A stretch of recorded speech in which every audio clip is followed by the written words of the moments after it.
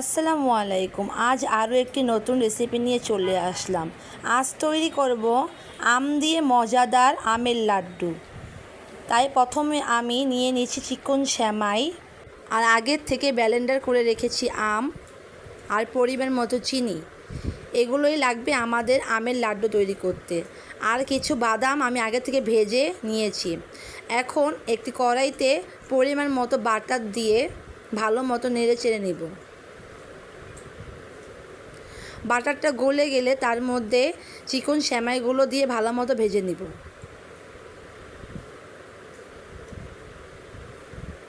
লাল লাল করে ভেজে নিতে হবে।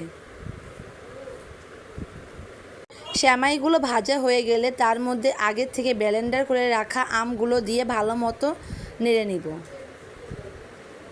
তারপর তার মধ্যে পরিমাণ মতো আমি দুধ দিয়ে নিচ্ছি।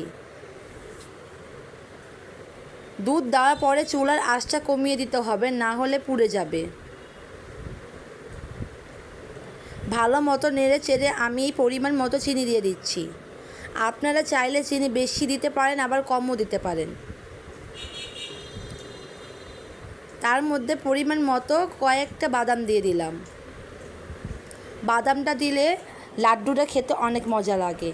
এর তো আমরা নেড়ে চেড়ে একদম পানি কমিয়ে একদম শক্ত শক্ত করে নিয়েছি।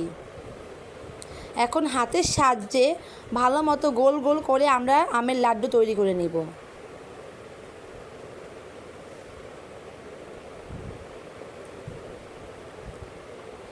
এক এক করে আমরা মজাদার আমের লাড্ডুগুলো হাতের মাধ্যমে তৈরি করে নিচ্ছি।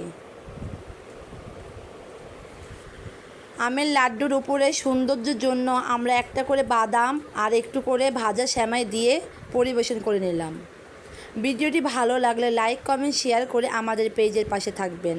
আর হ্যাঁ, অবশ্যই একবার হলেও বাসায় ট্রাই করবেন। আজকের মতো এ পর্যন্ত, ধন্যবাদ।